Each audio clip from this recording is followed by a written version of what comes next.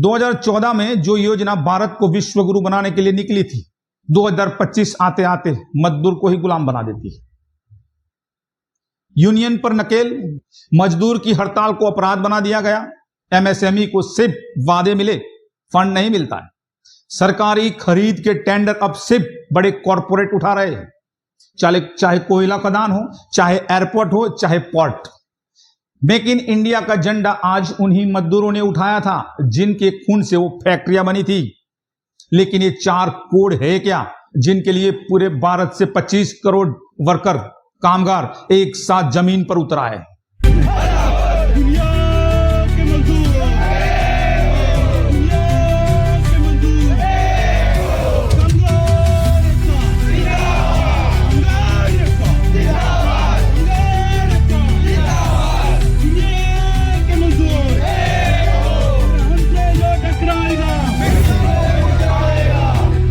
आदाब, सत श्री अकाल। आपका स्वागत है द ट्रेंडिंग टॉक में संजय पटेल के साथ। भारत सरकार कहती है मेक इन इंडिया, पर मजदूर बोले ब्रेक इन इंडिया हो रहा है। जिन्हें मजदूरी देकर मालिक बनाया था उन्हें हमें ठेके पर गिरवी रख दिया। जिन्हें बिजली दी उन्हीं ने अंधेरा फैलाया। जिन्हें वोट दिया उन्होंने आवाज बंद कर दी।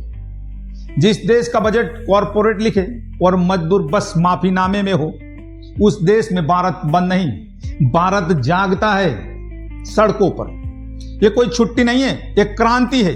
बैंक से बिजली तक, कोयला से लेके किसान तक, यह भारत बंद नहीं है, सिस्टम का विरोध है।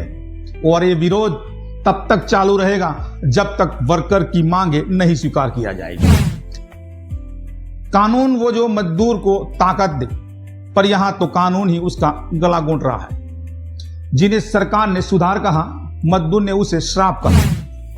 अब सरकारें कॉरपोरेट की बोली बोले और मजदूर की चुप्पी खरीदे तो हड़ताल नहीं होती, तब क्रांति जन्म लेती है। इसलिए जब देश की सबसे पुरानी और सबसे जमीन से जुड़ी यूनियन एक साथ हो तो समझ लीजिए ये सिर्फ हड़ताल नहीं है, बल्कि सरकार के कान खोलने वाला आंदोलन है। ये सिर्फ भारत बंद नहीं है, ये 4 लेबर कोड्स के खिलाफ एक जन क्रांति। 2014 में जो योजना भारत को विश्व गुरु बनाने के लिए निकली थी, 2025 आते आते मजदूर को ही गुलाम बना देती है। यूनियन पर नकेल, मजदूर की हड़ताल को अपराध बना दिया गया। एमएसएमई को सिर्फ वादे मिले, फंड नहीं मिलता है। सरकारी खरीद के टेंडर अब सिर्फ बड़े कॉरपोरेट उठा रहे हैं, चाहे कोयला खदान हो, चाहे एयरपोर्ट हो, चाहे पोर्ट। मेक इन इंडिया का झंडा आज उन्हीं मजदूरों ने उठाया था जिनके खून से वो फैक्ट्रियां बनी थी। लेकिन ये 4 कोड है क्या जिनके लिए पूरे भारत से 25 करोड़ वर्कर, कामगार एक साथ जमीन पर उतर आए? सरकार ने 44 पुराने श्रम कानूनों को हटाकर 4 नए लेबर कोड्स बनाए। कहने को सुधार है, लेकिन असल में क्या ये सुधार है, क्या ये मॉडिफिकेशन है, या वर्कर या एम्प्लॉय के गले में फंदा डाल दिया गया है? ये वो 4 कानून है जिन पर मजदूरों का खून खोल रहा है।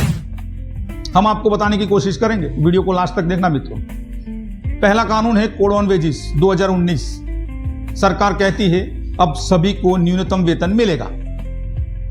हकीकत क्या है मित्रों? तो वेजेस की परिभाषा बदली है। पीएफ और बोनस की गणना अब कम वेतन पर है। इससे मालिकों को राहत है, मजदूर को घाटा सीधा दिख रहा है। मजदूर के हिस्से की रोटी अब नियमों में गुम हो गई है, एक कानून में। दूसरा कानून इंडस्ट्रियल रिलेशन कोड 2020।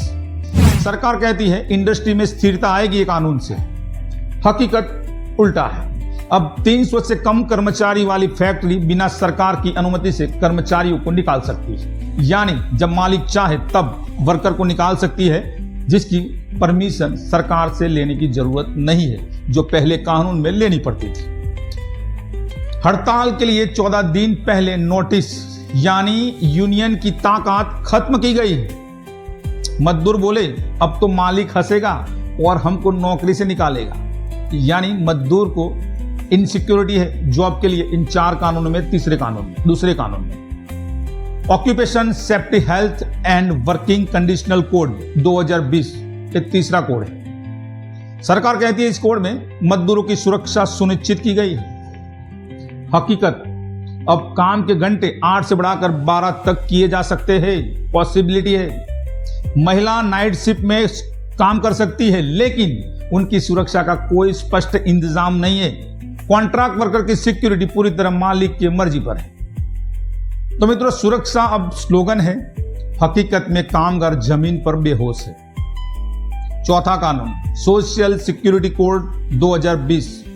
सरकार कहती है अब gig workers, delivery boys, self employed सभी को सुरक्षा मिलेगी, और ये जिक्र भारत सरकार ने बजट में भी किया था।